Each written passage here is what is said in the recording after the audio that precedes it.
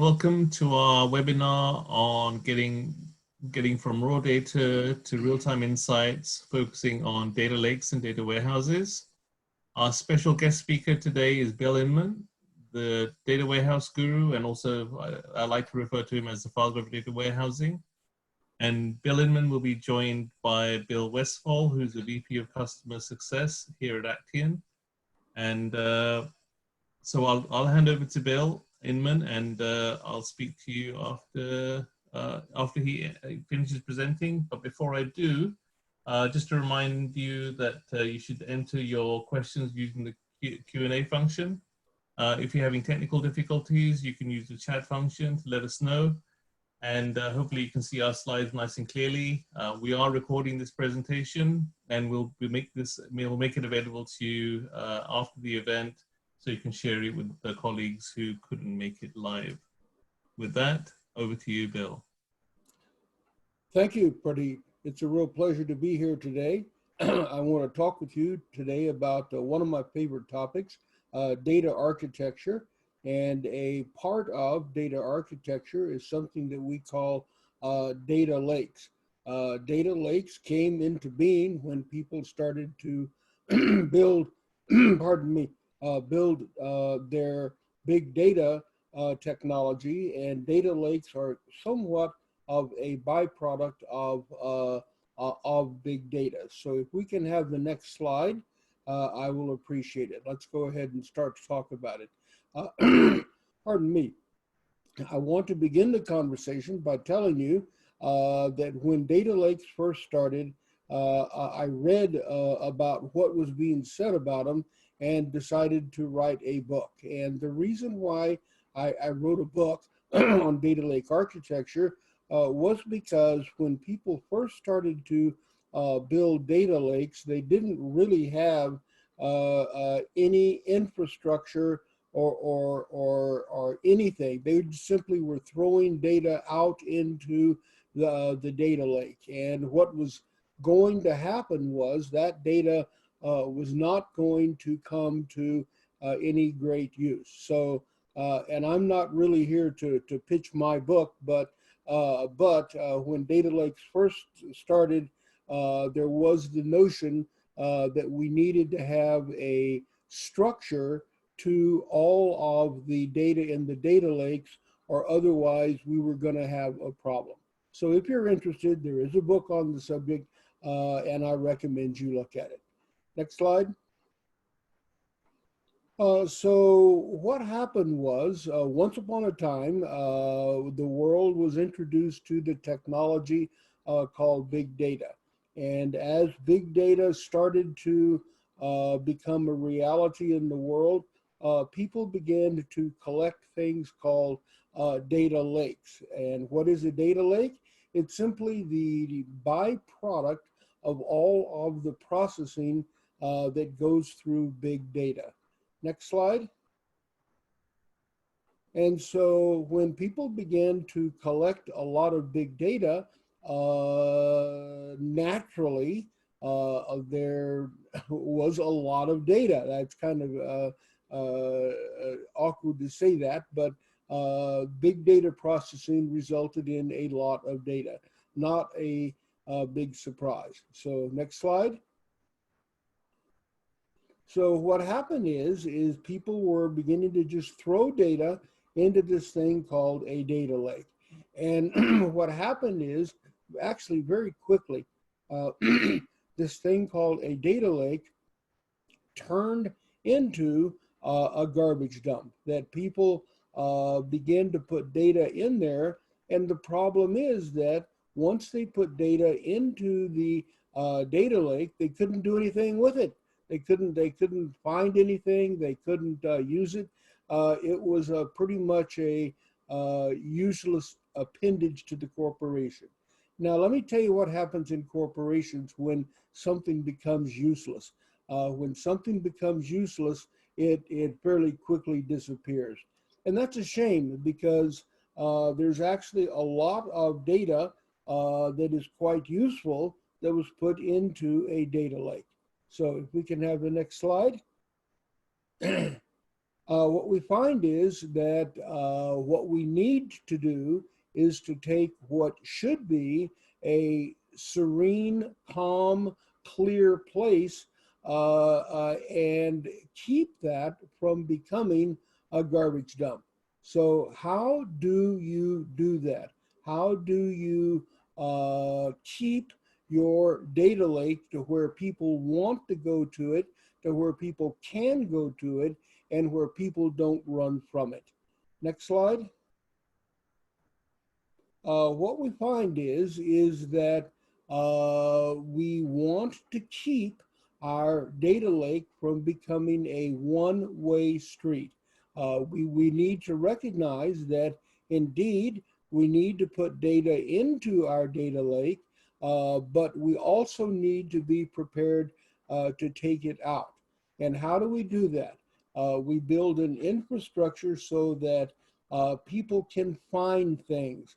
And there's a lot to this issue of finding things. There certainly is the structure of the data, but there's also the metadata that's needed for being intelligent about how you go about looking for things into the data lake. So we want to keep our data lake from becoming a one-way street to where all we ever do is put data in. If we're going to get our money's worth out of data lake, if we're going to fulfill the promise that was made to us by the vendors of big data, we've got to be able to pull that data out as well. Next slide. So how do we do that? We do that by thinking about infrastructure, the infrastructure of the data as it resides in the data lake. So how do we keep our data lake from becoming a garbage dump? Next slide.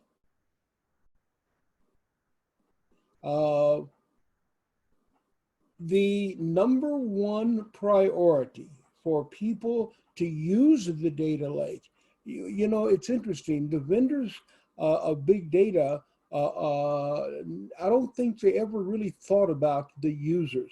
They thought about the problem of managing large volumes of data, which is an interesting problem unto itself. But at the end of the day, if the data isn't going to be used, it isn't going to be worthwhile. So the number one thing that we've got to do is create data that needs to be able to be used by the end user. If we don't do that, then we really haven't done anything. Next slide. So now I want to talk about what the structure of the data in the data lake needs to look like. The first and most important division or structuring of the data is the recognition that there's really going to be two kinds of data in our data lake. There's going to be something that we can call repetitive data and something that we can call non-repetitive data. What is repetitive data? Repetitive data is where the same structure of data repeats itself. Such things as telephone calls, a record of when the call was made, who made the call, to whom the call was made. Those records tend to be very repetitive.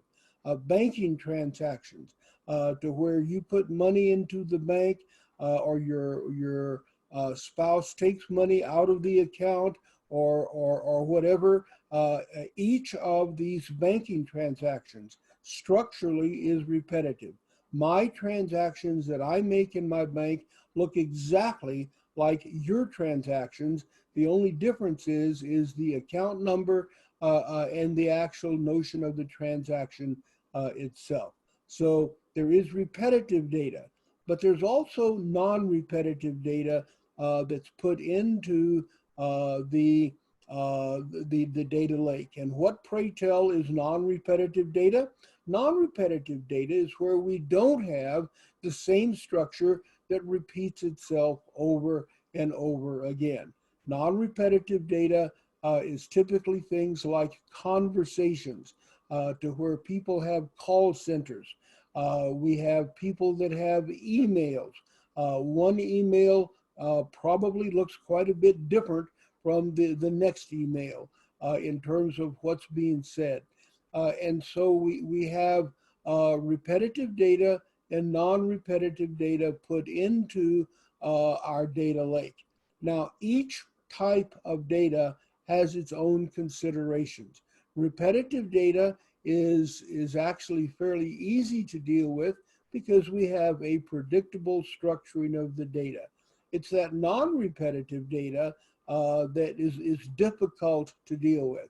And ironically, when we start to look at the subject of business value, the non-repetitive data has a lot more business value than the repetitive data does. Now, that's not true for all repetitive data. Some repetitive data has actually got a lot of business value, but non-repetitive data where we have people saying things about our corporation, where we're looking at things, there's actually a wealth of business value there. And at a later point in time, we can talk about how do you start to unlock that non-repetitive business value. Today, we're going to talk about the kind of data that most people are familiar with, which is the repetitive data that we find in our data lake. So suppose you've got a data lake and suppose you've got repetitive data. What is it that you need to take that data and start to make it useful for your end user? Next slide. There's a couple of things that you need to do. First off, let's take a quick look at repetitive data. What do we mean by repetitive data? Well, there's actually a lot of different kinds of repetitive data out there. Telephone call record detail, metering data, clickstream data, log tape data, meteorological survey data, and so forth, hospital data, retailing data, and the list goes on and on, that the world of business and transactions is made up of repetitive data. So in case you don't know what we're talking about, that's what we're talking about. And again, when you find this kind of data in your data lake, this is something that you would like for your end user to be able to find their way through. Next slide. So if our end user needs to find their way through the data lake, what do they need? Well, the simplest thing that they need is metadata. And what metadata do they need? They need the simple metadata of what attributes are in the data, what are the definitions of the attributes, records, keys, indexes, sources of data, refreshment schedule. There's a lot of information about that repetitive data that we need to have in our data lake. Again, the whole point of this is if our end user is going to be able to go into the data lake and find and use the data, then they need at a minimum this kind of metadata. Next slide. The second requirement is the understanding that, gee, Bill, metadata changes over time. And that's kind of interesting. That let me give you a quick example of metadata changing over time. A while back, Mexico changed the value of the peso. We woke up one day, and the day before the peso was worth one value. The next day, the peso was worth another value. And that's just one example of how the world changes. And so if we simply keep track of the value of the peso to the dollar, that's not enough. We've got to keep track of not only the value of the peso to the dollar, but the time of the measurement of that transaction itself. And again, that's just one example of the many ways in which metadata changes over time. To give you another quick example, when we looked at IBM stock, if you look at IBM Corporation today, you find that it's made up of a number of corporations that have been acquired. If you looked at IBM Corporation 20 years ago, you would find that it would be a very different organization. And so the very essence of what an organization is changes over time. Next slide. And the third requirement is transformation rules. That how do you get from the systems that data is collected in into the way the data should look. And these are called transformation rules, sometimes called transformation mapping. And in data warehousing, we have the way, a careful record of the way in which the applications map into the systems for which we want to do business intelligence. So that's a little bit about what you need to make your data lake an effective place for your end user. And I wanted to share those thoughts with you today so that as you go forward, you can have success with your data lake. And I think I'm going to turn it over to Pradeep now. I think that's my last slide. Oh, the fourth requirement, it helps to know the lineage of the data. How did the data get to be where it is today? Okay, Pradeep, I think you're next. Oh, I keep trying to give it over to Pradeep. These are called transformation rules. They first appeared in data warehousing, but if you're serious about analytical processing in a data lake, you've got to have your own set of transformation rules. Now, one more time, Pradeep, I think it's up to you.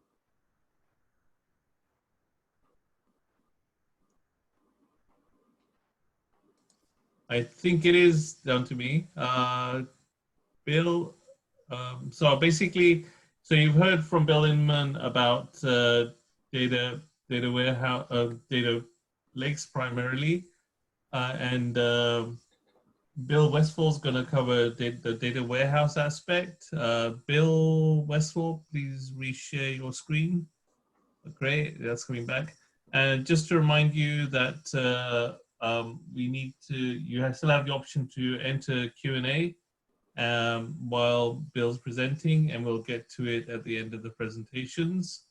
And so I can see a few questions already coming in, and Bill just getting us back to the presentation. Can you see that? Yes, we can. Yes, yes. Okay. So Bill, go ahead. Well, let me say up front, thank you, everyone. I appreciate taking the extra time here for the Bill Squared presentation, if you saw the first slide. So thank you very much. A little bit about what I intend to cover here, and I'm gonna say up front that I'm breaking every PowerPoint presentation rule known to mankind. And by that, I mean, I have a lot of content, a lot of material. But I want to make sure that in this whole concept of data warehousing best practices, over the 37 years I've been working with customers on adopting the ever-changing evolution of technologies, process, and people skills, that there's quite a few things that come to mind that seem to be causing challenges and issues for a number of companies. So I wanted to reflect that in the slides I have here. So let me just get started, because I think you'll start to get some sense of what's happening in the marketplace for those that may not be as close to the data warehousing aspects and the data structures and the data lake that Bill Inmon mentions. So let me just build this one out. So this was done by an independent research firm talking about this whole concept of platforms and legacy environments and what's going to happen over the next couple of years.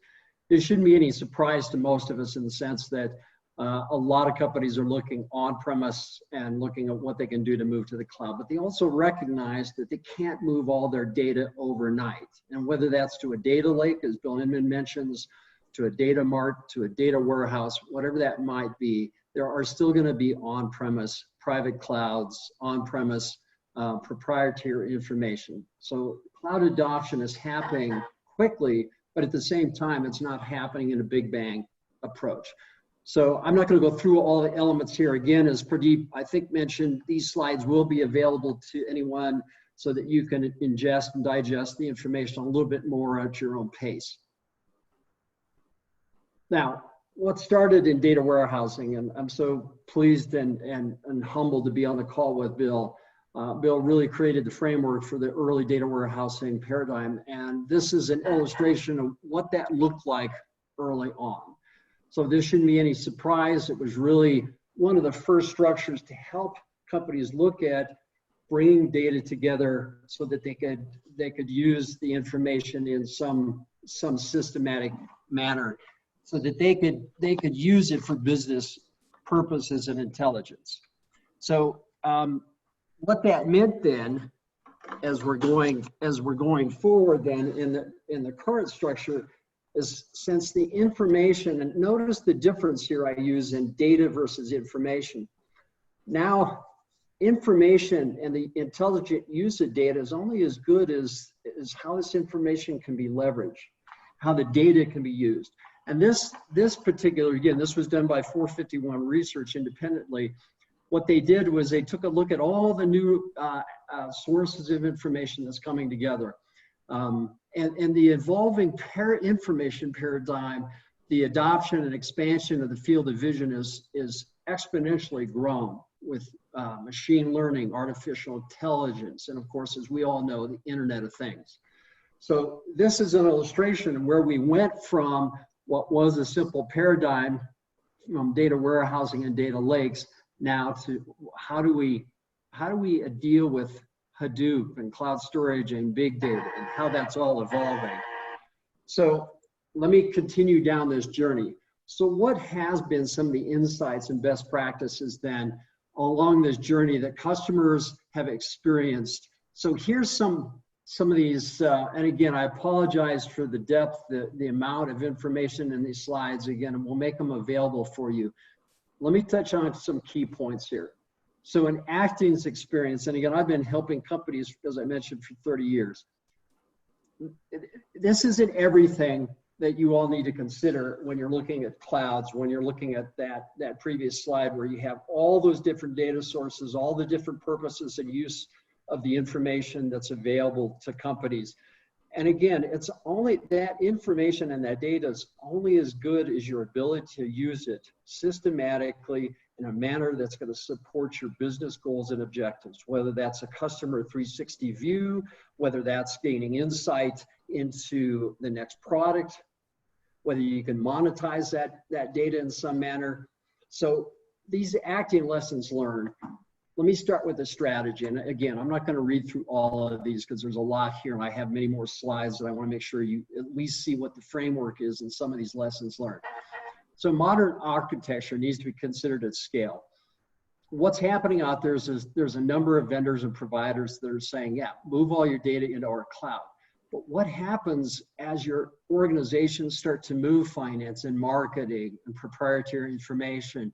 And then there's mergers and acquisitions that starts to move increasing numbers of data. And then you start looking at edge technology. And by edge technology, I'm talking about the information that's coming from IoT type devices and machine learning devices.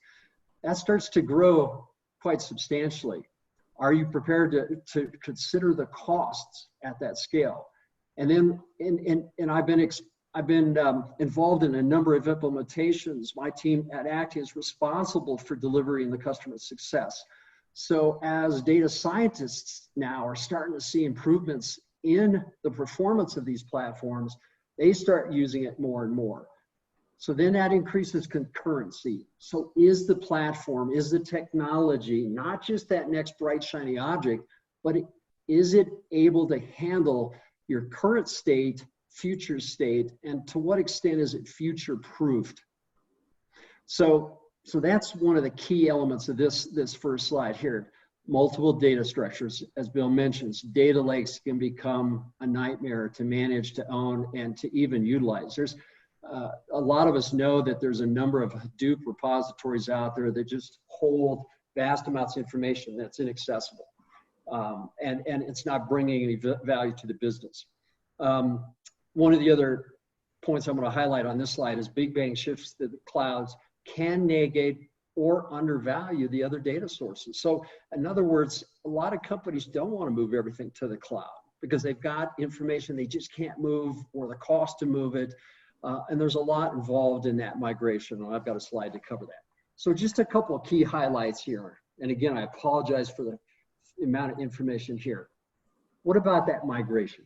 So some lessons learned from the experience over the last 30 some years dealing with newer technologies. So the migration to the cloud should be done in a well-planned, phased approach. Too often you hear a number of vendors say, oh, just lift and shift it. It's never that easy, guys. I'm guaranteeing you right now, what might be construed as just a simple lift and shift without the proper transformations, without some of that evaluation that Bill highlighted in terms of the repetitive data and the non-repetitive data, it will always take longer and cost more than you expect. So the more you invest upfront in looking at that information, looking at how you want to migrate, and relying on an experienced consultant to help you with that, the less it's going to cost you in that migration, less frustration, and the sooner you're going to be able to access the information in the cloud. Or in many cases, being able to have a hybrid solution where you can leverage that information between the cloud and the continuing need for on-premise data repositories. So there's no silver bullet, right? There's a lot of vendors out there telling you, just move it over here, move it over there. We'll make it immediately available. Again, consider scale, consider the migration challenges, and I think those are some of the key highlights here. What about integration? One of the biggest problems I've seen in most recent years is that there's a lot of technology out there that says you bring all the tools you want to the party. We have connectors into all these third-party, whether it's Looker, data scientist tools, whether it's Tableau.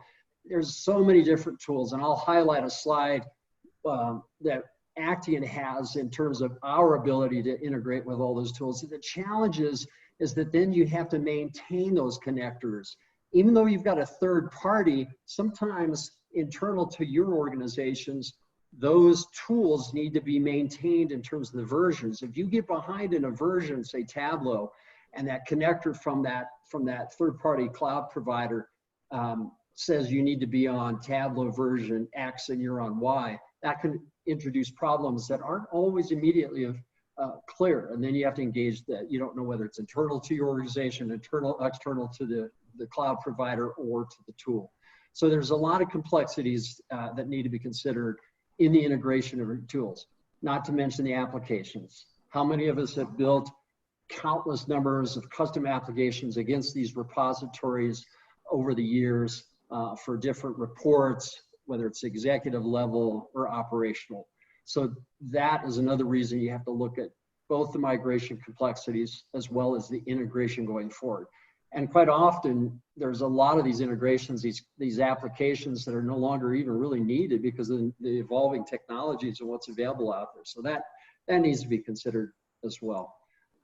Staffing, it should go without saying, but it's surprising the number of times I've been engaged with customers that say, well, do we need DBAs going forward? Because if it's a fully managed service in the cloud, do we need architects? Do we need network engineers? Those are all good questions, and there's reasons to question it. But that doesn't mean you have to replace all your headcount with brand new experience and skills. There are ways to retool. But those are questions that need to be considered up front. And this last bullet here, there's a lot of vendors out there that are claiming zero administration of the cloud environment. That sounds great. It's always on marketing slides. Just be cautious of that. What does it mean? Lift the lid. And I posted something recently on a blog out on on LinkedIn that asks the questions, make sure you lift the lid, because sometimes what's in Pandora's box can be a nightmare to manage going forward. And finally, governance and oversight.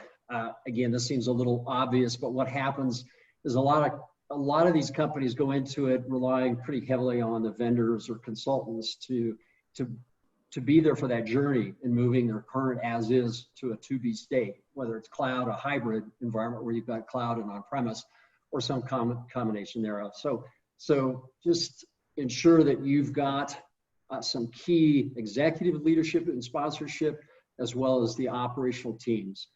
And what tends to get undervalued sometimes, since these tend to be technological types of implementations, because we think of cloud as technical, you don't have as much of the business representation as you should. The business needs to be engaged, those business functions, to ensure that ultimately the technologies are supporting what needs to address business challenges and new and novel thinking going forward to help provide new customer insights or new products and services. Now, how does Actian fit into this? Again, if I didn't make it clear up front, I'm not part of the sales team, but I have been doing cloud technologies, data warehousing. In fact, I actually started working with Bill back in his prison days with stick figures. So I've been on the data warehouse journey, the data structure journey for the better part of my career over those 30 years. So without spending too much time on what Actian offers, a lot of people don't know about Actian. They hear about Snowflake, they hear about Redshift, but Actian has one of the best performant platforms, and you expect a company to tell you that, oh, we're faster than Snowflake. Well, I'll come back to this, but we actually have a guarantee on our website, and we've got our URL we'll share at the end of this. So what has the evolution of data warehousing look like? Well, a lot of people are familiar with Netezza and Teradata. Those have been appliances that started on-premise, of course. Some of them are also looking at maybe some cloud offerings, but right now that's not. And those are very expensive options. Then, of course, there were a number of the start of cloud with Redshift. So they didn't have an on-premise, but they had a cloud. Snowflake, similarly, very novel, great technology, cloud only. They want you to move everything to the cloud. Well, what about the on-premise components? And that's where Actian has the same architectural framework that runs on-premise as it does the cloud. So ultimately, if you want to move to the cloud, you can do it in a systematic phased approach. You don't have to move everything up there. And also you'll notice the bar there where it says connected. We have the ability to do a federated query to allow the users, whether they're data scientists, whether they're executive leadership, whoever that might be, that can access the information that's maybe highly proprietary on the on-premise in-house types of repositories or in the cloud. And this doesn't do a good job of reflecting the edge technologies too, where you might have real-time data feeds coming in from devices, Fitbit, for example, or healthcare. Anyway, there's a number of different edge technologies that could also play into this. So this is just a quick example of Avalanche, our cloud data structure. But again, Avalanche, we have the Avalanche version that runs on-premise. This is just a high-level example of the interactions that Actian's Avalanche product can make with all the different types of tools, all the different applications that are available out there. For example, you'll see Salesforce as far as software as a service application. If you look at the ETL, we work with a number of vendors as well. I mentioned Looker, Tableau, Power BI for any of the business analysts. The data ecosystems are represented there with JDBC, ODBC, etc. So we have 200 custom-built connectors. The advantage is you come to us and we manage all of those versions and all of those integrations. That way, then you don't have to worry about one of the lessons learned I highlighted in that you have to maintain it. No, we do that for you.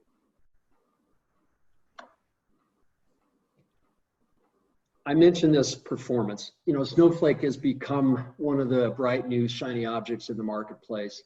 and rightly so. They got a jump start. They're out there. They started with small and medium-sized companies, and they've got a strong foothold in here.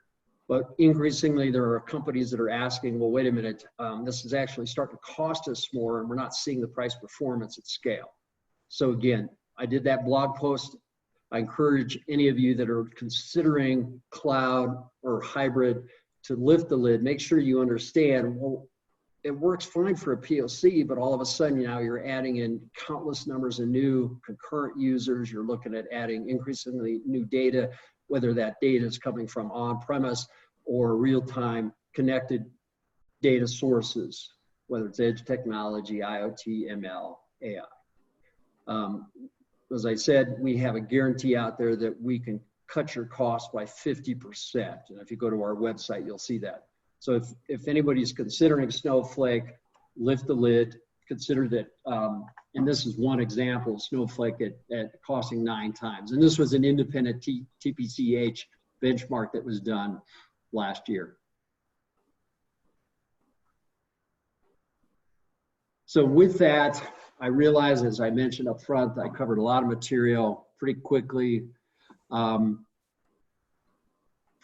I'm going to turn it over to you, maybe to facilitate some Q&A. And if there's any questions, certainly for Bill Inmon or myself.